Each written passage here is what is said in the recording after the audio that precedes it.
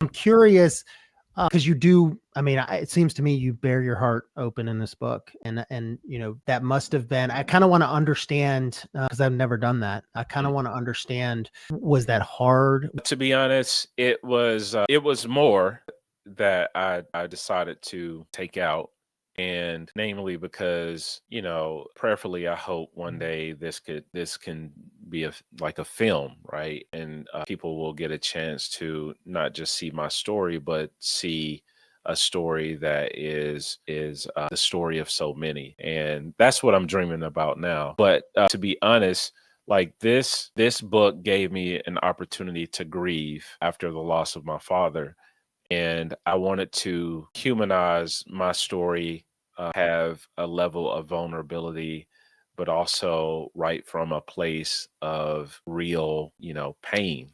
Right. And, whenever you're choosing to be vulnerable, you are being asked to tap into a part of yourself that you may or may not bear in front of others. And I was finding a lot of life in going through this writing process and grieving in this way and being vulnerable, because I think, to your point earlier, you said we are living in a society and we have an empathy deficit, if I'm hearing you right. I think it is the pain and the vulnerability and the courage to be vulnerable is what draws us back to not only our collective humanity, but a way of seeing, right?